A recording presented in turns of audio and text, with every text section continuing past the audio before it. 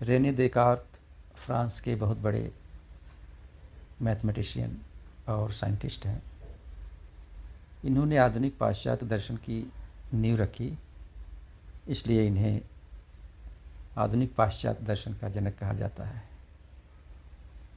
Renee Descartes गणित के साथ साथ विज्ञान, ज्योतिष शास्त्र, रसायन शास्त्र, कानून और अन्य कई विषयों का भी अध्ययन किया था।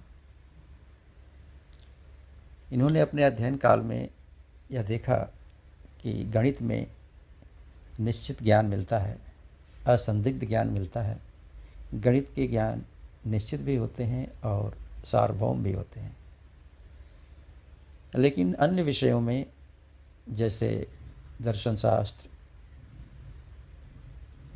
विशेष रूप से इनके रुचि का विषय था, दर्शन शास्त्र में निश्चित और अनिवार्य ज्ञान नहीं मिल रहा है। इनकी सबसे बड़ी विशेषता यह थी कि यह निश्चित और अनिवार्य ज्ञान को दर्शन शास्त्र में लाने के लिए किसी विधि की खोज में थे। कोई ऐसी प्रणाली मिल जाए, कोई ऐसी विधि मिल जाए जिसमें गणित जैसा ज्ञान, अकाट्य ज्ञान और सार्वभौम ज्ञान मिल सके।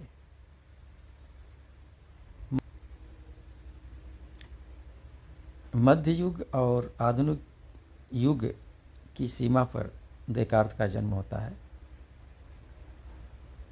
यहाँ पर देकार्त देखते हैं कि उनके पहले के दार्शनिक, विशेष रूप से मध्ययुगीन दार्शनिक प्लेटो और अरस्तु के विचारों का, के सिद्धांतों का केवल तार्किक विश्लेषण करते हैं, उनको समझते हैं और उनके सिद्धांतों को धार्मिक मान्यताओं के पुष्टि में लगाते हैं। तात्पर्य यह होता है कि धार्मिक मान्यताओं को एक प्रकार से आधार वाक्य बना दिया गया था कि इन पर विश्वास करना आवश्यक है, इन पर न विश्वास करने वाले को धर्मद्रोह के आरोप में दंड का विधान था। अब यहाँ पर हम देखते हैं कि मध्य युग में कोई भी विचारक ऐसा नहीं है जो कि धर्म के विरुद्ध सोच सके, धर्म के विरुद्ध अपने दर्शन को प्रस्तुत कर सके। तो इस युग में सारी की सारी दार्शनिक परंपरा धर्म के इर्द गिर्द चलती है।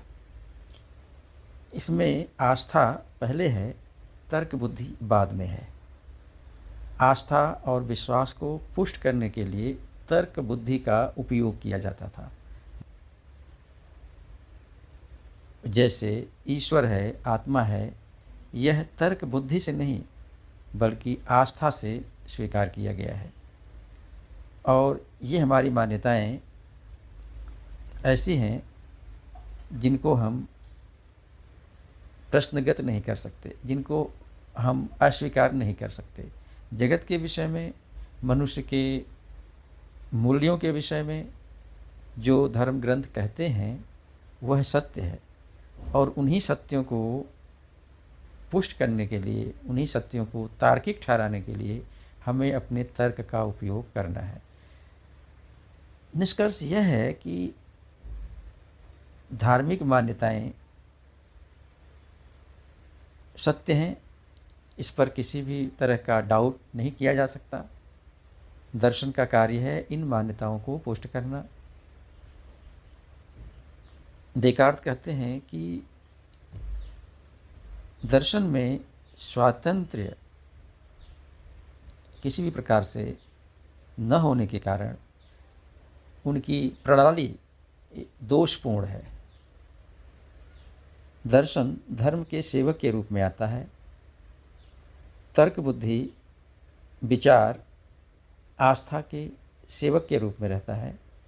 इसलिए दर्शन में किसी भी प्रकार से सार्वभौमिकता और निश्चितता नहीं आ पा रही है।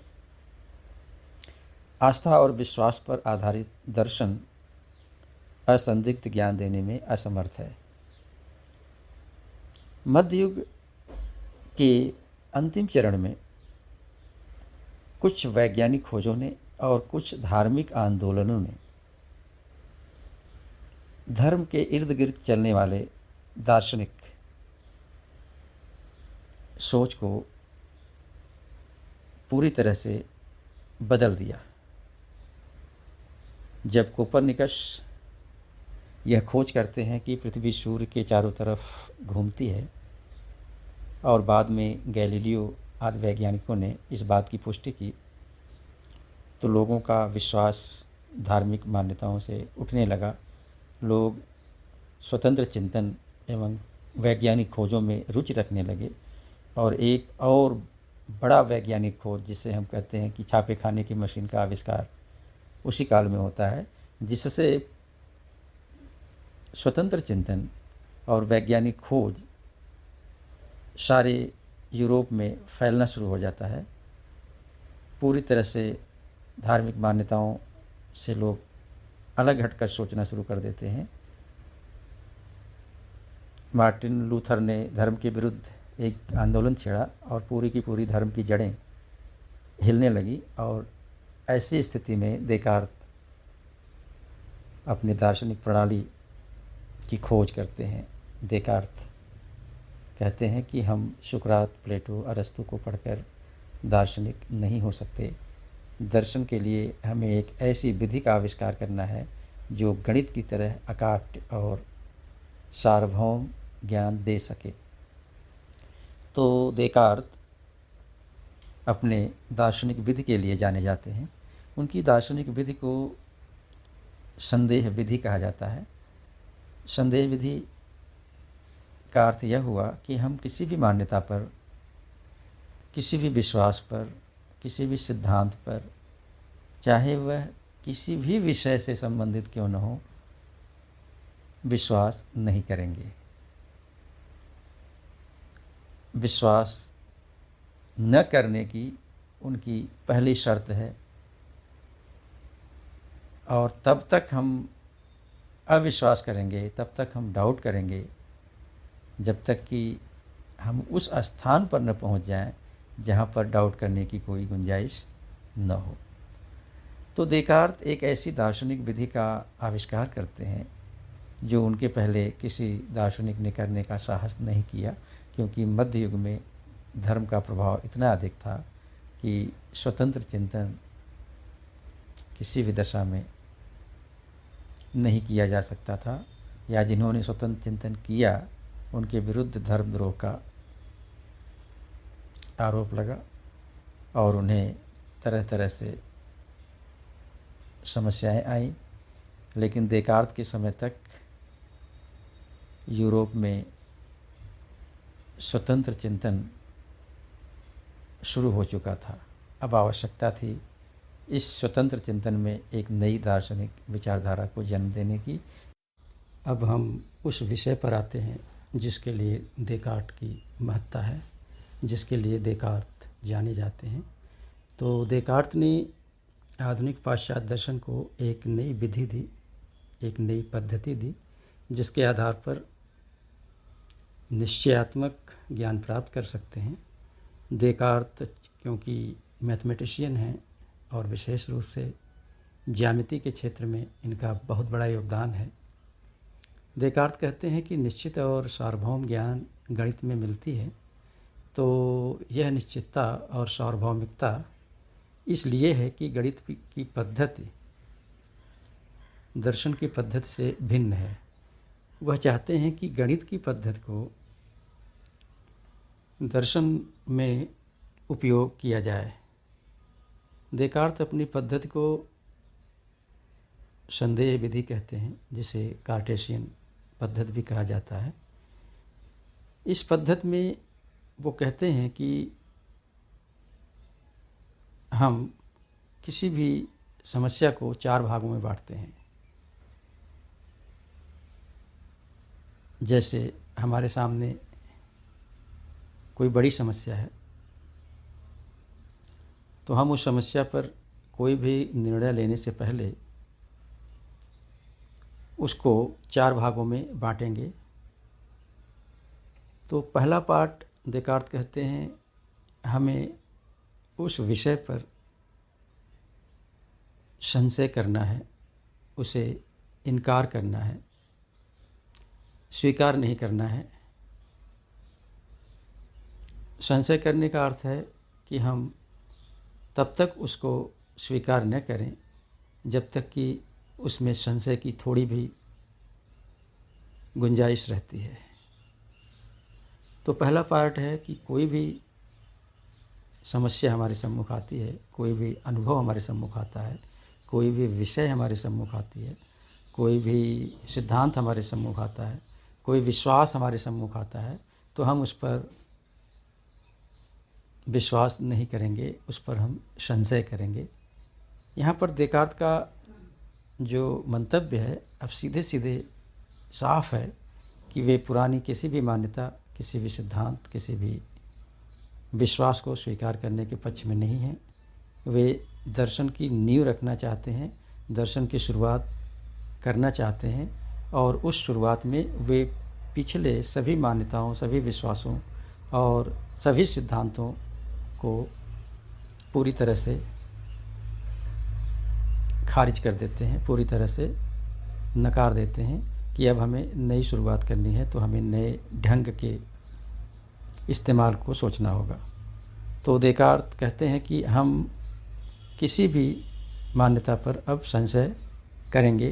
पहला पार्ट है उनके इस विधि का।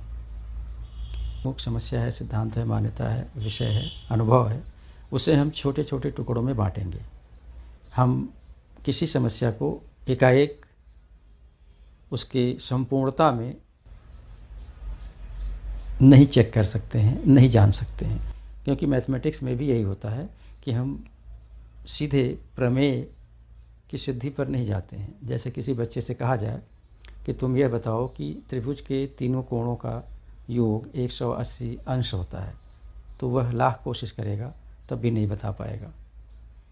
और दूसरे बच्चे से भी कहा जाए तो वह भी नहीं बता पाएगा। हम किसी भी व्यक्ति से कहें जिसे बिंदु के विषय में, लाइंस के विषय में जानकारी न हो, वह किसी भी तरह से त्रिभुज के तीनों कोण कितने अंश के होते हैं मिलकर, यह नहीं बता पाएगा। तो हम देखते हैं कि गणित में बड़ी समस्याएं होती हैं, लेकिन हम उन समस्याओं को बहुत छोटे छोटे टुकड़ों में बांटते हैं। जैसे गणित में हमने क्या किया, शुरुआत किया बिंदु से, फिर इसके बाद लाइंस के विषय में जानेंगे, फिर हम पैरेलल लाइंस के विषय में जानेंगे, फिर हम उनसे आकृतियों को बनाएंगे, त्रिभुज, चतुर्भुज, फिर इस तरह से हम आगे बढ़ते जाएंगे। धीरे धीरे धीरे धीरे हम गणित की उन समस्याओं को हल करना प्रारंभ कर देंगे जो बहुत जटिल थी। और जब जटिल समस्याएं हल हो जाती हैं तो छोटी छोटी समस्याएं अपने आप सॉल्व हो जाती हैं। तो देकार्त यही कहते हैं कि कोई भी समस्या हमारे सामने है तो हम उससे पहले अविश्वास करेंगे, पहले उस पर संदेह करेंगे, और संदेह करते करते करते एक ऐसे बिंदु पर जाएंगे जहाँ पर संदेह की गुंजाइश न रहे। दूसरे पॉइंट पर हम उस समस्या को छोटे छोटे टुकड़ों में बांटेंगे और वहाँ तक बांटेंगे जहाँ तक हम बांट सकते हैं, और फिर हम उसका एक क्रमबद्ध सूची तैयार करेंगे। सबसे छोटा टुकड़ा, उससे बड़ा टुकड़ा, उससे बड़ा टुकड़ा, उससे बड़ा टुकड़ा, और अंत में हम सबसे बड़े टुकड़े को, सबसे बड़े प्रॉब्लम्स को सॉल्व कर सकते हैं। तो दूसरा पॉइंट हुआ कि हम समस्याओं को छोटे छोटे टुकड़ों में बांटते हैं।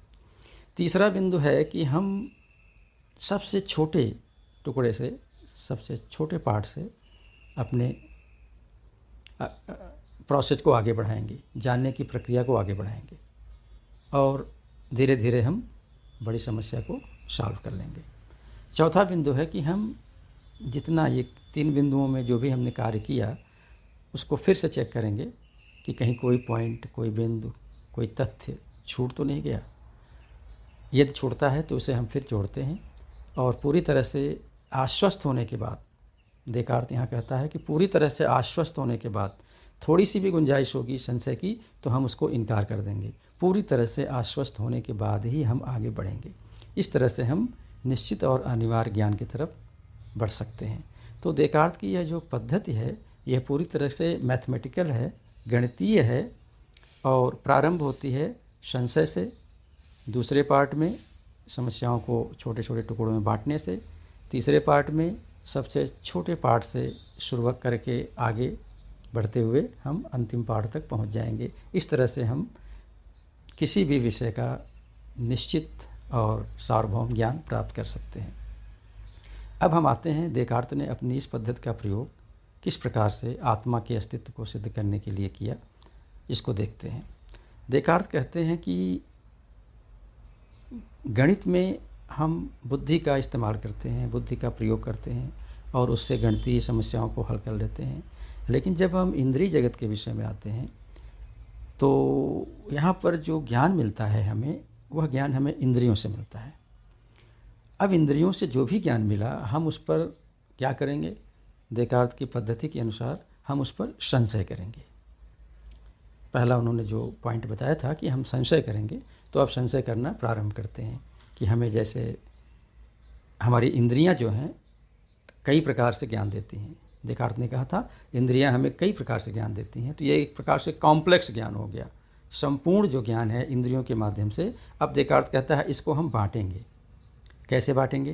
पहले तो हम बांटेंगे कि हमारा जो जागृत का, जो हम जागते हुए घटनाओं को देखते हैं वो घटनाएं। दूसरा पार्ट हुआ कि हम स्वप्न भी देखते हैं, स्वप्न में भी हमें इंद्रिय अनुभव होते हैं, स्वप्न में भी कुछ घटनाएं होती हैं। और तीसरा जो पार्ट है इंद्रिय अनुभव का, वह है कि कहीं ऐसा तो नहीं कि यह जगत किसी दुरात्मा द्वारा बनाया गया हो और उसने इस जगत को इस रूप में प्रस्तुत किया हो कि हम इसके विषय में कभी सही नॉलेज प्राप्त ही नहीं कर सकते। ऐसा भी हो सकता है। तो ये तीन पार्ट इंद्रियों से मिलते हैं। पहले तो जागृत अवस्था का अनुभव, दूसरा स्वप्न की अवस्था का अनुभव और तीसरा किसी दुष्ट आत्मा द्वारा इस जगत को भ्रम रूप में प्रस्तुत करने का अनुभव हो सकता है। तो हम अब पहले बिंदु पर आते हैं कि कैसे हमें जागृत में इंद्रियां धोखा देती हैं। देकार्त कहते हैं कि इंद्रियां हमें बहुत बार धोखा देती हैं।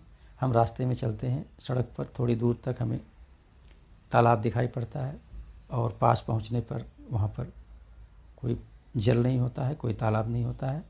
यह घटना रेगिस्तान में होती है जिसे हम मृग मरीचिका कहते हैं। रेत पर सूर्य की किरणें पड़ती हैं और वो हमें तालाब का भ्रम देती हैं, जल का भ्रम देती हैं। तो इंद्रियां जो है इस प्रकार से जागृत अवस्था में भी हमें धोखा दे जाती हैं। जैसे हम यात्रा करते हैं, ट्रेन में बैठे होते हैं और हमें ऐसा लगता है कि बाहर के वृक्ष पीछे की तरफ भाग रहे हैं। ये हमारा नॉलेज जो होता है कि बाहर के वृक्ष पीछे की तरफ भाग रहे हैं, ये गलत होता है, क्योंकि वास्तविकता यह है कि हम यात्रा में खुद चलते रहते हैं आगे की तरफ, वृक्ष अपनी जगह पर स्थिर रहते हैं। तो कभी कभी ऐसा होता है कि हम सामान्य अवस्था में ऐसा हमें लगता है कि कोई सामने से आ रहा है और जब थोड़ी जागृति बढ़ती है तो देखते हैं कि वहाँ पर कोई नहीं है। तो देकार्त कहते हैं कि किसी भी इंद्रिय अनुभव को हम पहली बार में ही विश्वास नहीं करेंगे, उस पर हम संशय करेंगे, उस पर हम प्रश्न उठाएंगे कि क्या यह सही है। यदि कोई व्यक्ति मेरे सामने बैठा हुआ है तो एक बार मुझे यह जान लेना है कि वह व्यक्ति वास्तव में बैठा हुआ है या फिर यह मेरा भ्रम है। तो देकार्त कहते हैं कि हम अतिशयोक्तिपूर्ण संशय करेंगे। अतिशयोक्तिपूर्ण संशय का अर्थ यह हो गया कि वहाँ तक संशय करेंगे जहाँ तक संशय की कोई गुंजाइश न हो जाए। जब उसमें किसी भी प्रकार का संदेह न रहे तो वहाँ पर हम उस अनुभव को, उस ज्ञान को एक्सेप्ट करेंगे। तो जागृत अवस्था में इंद्रियां हमें धोखा देती हैं, इसलिए हमें वहाँ पर पूरी तरह से जागरूक होकर, पूरी तरह से अपने बुद्धि से निश्चय करके ही उस सत्य को एक्सेप्ट करना है कि हाँ, अब ये सत्य किसी भी प्रकार के संशय से मुक्त है, यह सत्य हम एक्सेप्ट कर सकते हैं। अब दूसरा बिंदु आता है स्वप्न के विषय में। देकार्त कहते हैं कि स्वप्न में भी जब हम होते हैं तो वहाँ पर हमें इंद्रिय अनुभव होता है और वो अनुभव ठीक उसी प्रकार से होते हैं जैसे जागृत अवस्था में होता है। अब जागृत अवस्था में जो भ्रम होते हैं और स्वप्न की अवस्था में जो भ्रम होते हैं, इनमें अंतर है, क्योंकि जागृत अवस्था के जो भ्रम होते हैं वो घटनाओं को पूरी तरह से बौद्धिक विश्लेषण के बाद हम समझ पाते हैं कि हाँ, ये भ्रम था और अब हमें वास्तविक ज्ञान मिल गया है। लेकिन स्वप्न की अवस्था का भ्रम जो है वो स्वप्न के टूटने के बाद ही पता चलता है कि ये भ्रम था। हमारे भारतीय दर्शन में भी इस तरह के उदाहरण दिए गए हैं सत्य को जानने के लिए।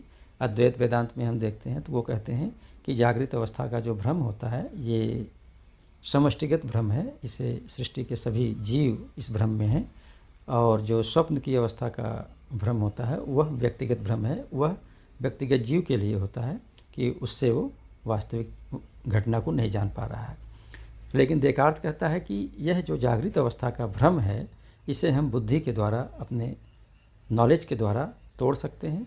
स्वप्न की अवस्था का भ्रम हम जागने के बाद देखते हैं कि अपने आप नष्ट हो जाता है, लेकिन स्वप्न जब तक हम देखते रहते हैं तब तक हमें यह पता नहीं चलता है कि हम स्वप्न देख रहे हैं, वे अनुभव हमें वास्तविक लगते हैं। तो देकार्त कहता है कि यहाँ भी इंद्रियां हमें धोखा देती हैं, इसलिए हमें यह पूरी तरह से आश्वस्त हो जाना है कि जो भी हम अपने इंद्रियों से प्राप्त कर रहे हैं उसमें संशय की कोई गुंजाइश नहीं है।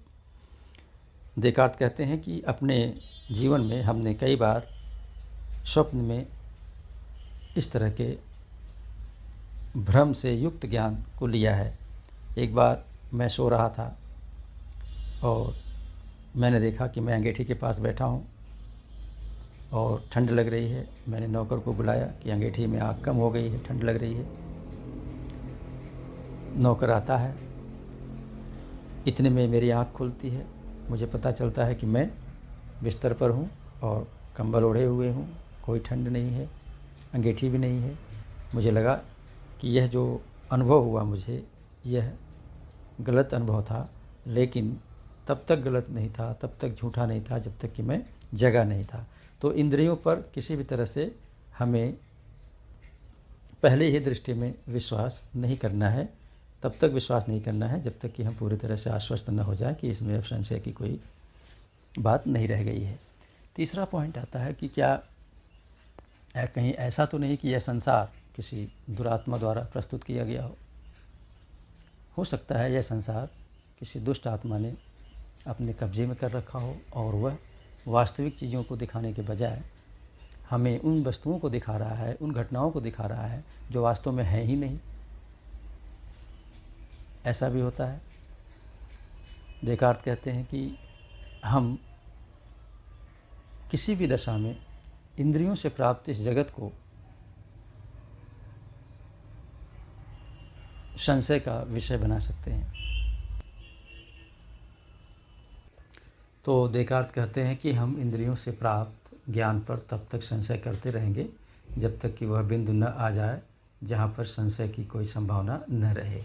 तो अब देकार्त संसार के समस्त वस्तुओं पर संशय करते हैं, अपने सारे अनुभवों पर संशय करते हैं, और संशय करते करते वो अब उस अवस्था पर जा रहे हैं जहाँ पर संशय चरम सीमा पर है।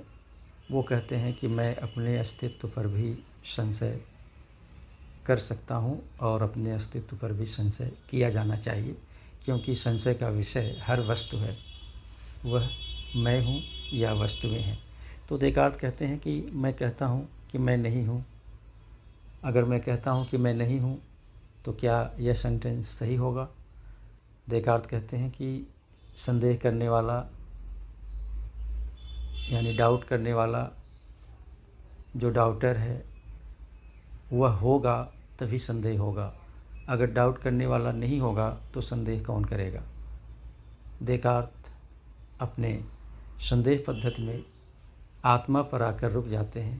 कहते हैं कि संदेह करने वाले पर संदेह नहीं किया जाएगा, क्योंकि यदि हम कहते हैं कि मैं सोचता हूँ इसलिए मैं नहीं हूँ, यह सेंटेंस कंट्राडिक्टरी सेंटेंस होगा।